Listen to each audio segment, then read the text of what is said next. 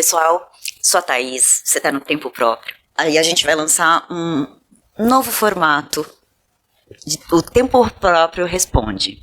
Então, se você não quer uma coisa mais direta, saber, não tá sem tempo para ouvir todo o programa, a gente vai, todas as quintas-feiras, fazer o Tempo Próprio Responde com as 8 perguntas mais feitas pelas pessoas no Google sobre os assuntos que a gente fala aqui.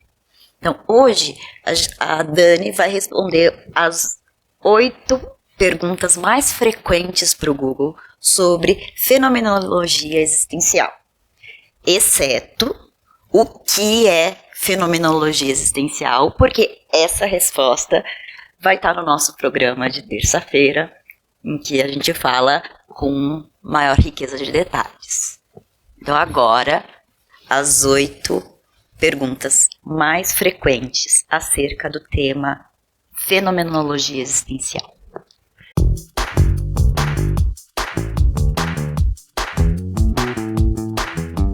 Como a fenomenologia existencial é usada na psicologia e na psicoterapia? Opa, então, vamos lá. Isso também está respondido lá no episódio com mais profundidade, mas a fenomenologia existencial ela vai questionar justamente como você faz as coisas que você faz, né? E como você pode se apropriar daquilo que é seu, da sua própria vida, fazendo escolhas sobre você mesmo, mais conscientes de quem você é. A fenomenologia existencial é indicada para crianças e adolescentes? Para adolescentes, sim. Para crianças, depende. Para crianças, a gente trabalha muito com a ludoterapia. E dentro da ludoterapia, sim, a gente pode fazer uma análise fenomenológica existencial do que está acontecendo ali. Porque a fenomenologia é essa metodologia da gente estudar o que se mostra.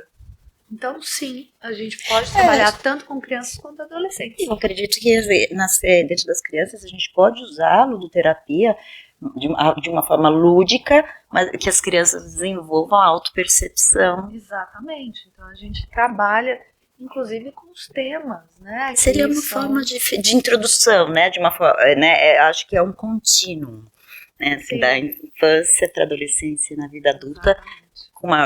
Indo se aprofundando conforme a pessoa vai se formando. Para a fenomenologia existencial é tratamento? Fenomenologia existencial é tratamento, faz parte das psicoterapias. Qual a diferença entre fenomenologia existencial e psicanálise? Olha, vamos lá, vou responder. É difícil. Eu vou ficar 1 hora respondendo.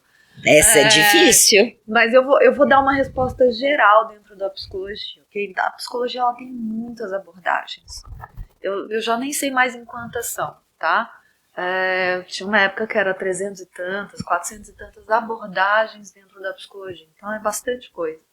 O que vai diferir uma da outra? É simplesmente o que a gente acredita que é o ser humano. Então cada terapeuta vai escolher a abordagem daquilo que ele mais acredita que é o ser humano. Então vamos dar um exemplo, behaviorismo. O behaviorismo vai acreditar que o ser humano ele é constituído por estímulo e resposta. Então eu tenho um ambiente, o ambiente me dá um estímulo, eu tenho uma resposta diante daquele estímulo e eu vou me formando enquanto ser humano, certo? A Gestalt vai acreditar nas percepções, então eu sou aquilo que eu percebo, eu vou me formando a partir das minhas percepções. A psicanálise vai partir das questões, a psicanálise mais ortodoxa freudiana, vai partir das questões do inconsciente, no sentido que a gente tem instâncias psíquicas inconscientes que nos formam, que vão comandando, entre aspas, bem entre aspas, tá, gente, a nossa vida. Então a gente tem o id, o ego e o superego, que eu brinco que é o Pato Donald com o diabinho e com o anjinho, né? O ego tá lá tentando decidir, né, para quem assistiu os desenhos. O Pato Donald tá lá, é o ego tentando decidir entre o que o superego, o anjinho, tá lá falando, e o id, que é o desejo, tá lá também batendo na tecla. E como tá no mundo dessa forma. A fenomenologia acredita que o ser humano é esse ser constituído nas relações e que tem como fundante de si a afetação, né, a angústia de existir. E ele é afetado pelo mundo, compreende essa afetação, né, tem uma experiência e ao mesmo tempo afeta o mundo. Então ele é constituído nessas relações. Então, basicamente, né, a gente tem essa diferença. Então, dentro das abordagens terapêuticas, eu dei alguns exemplos aqui, mas, gente, se a gente for pegar os fundamentos da psicanálise e fundamentos da fenomenologia, a gente tem muitas diferenças. Tem muitas coisas em comum, mas também muitas diferenças. Então eu falo que a maioria das abordagens, né, vão falar a mesma coisa com palavras diferentes. Então a gente também tem esse lugar de que tem muita coincidência junto, né? Como que eu faço para me tornar especialista nessa área? As pessoas têm interesse em saber na formação. Na formação? Então vamos lá. Existem algumas formações de fenomenologia existencial hoje no Brasil. A USP tem um laboratório de fenomenologia existencial, que foi onde eu fiz, né, todos os meus estudos aí, que é o LEF. Fiquei lá um bom tempo. E também a gente tem a Associação Brasileira das Análise, que eu acho que hoje é um instituto, né, dentro do Brasil, dos mais consolidados, dos maiores. Tem outros institutos também fortes dentro da fenomenologia. Como aplicar os princípios da fenomenologia no meu dia a dia? Vamos lá. Como aplicar os princípios da fenomenologia? Eu acho melhor assistir o vídeo. Assista o vídeo. A gente falou 1 hora sobre isso, entendeu?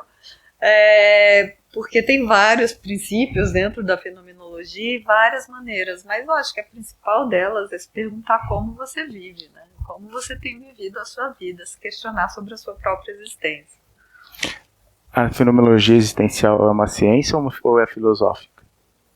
A fenomenologia existencial, ela tá no limbo, eu falo, né? Ela eu acho que ela é uma aproximação da filosofia à ciência. Ela é uma parte da psicologia, né? E é uma parte da psicologia que pega bastante tem uma raiz muito filosófica. Mas sim, a gente vai ver vários estudos e vários trabalhos dentro de ciência com a fenomenologia. Tem alguma contraindicação para a utilização nessa abordagem terapêutica? Não existe nenhuma contraindicação. Então é isso, gente. Essas foram as 8 perguntas mais realizadas no último ano sobre fenomenologia existencial. Não percam o nosso vídeo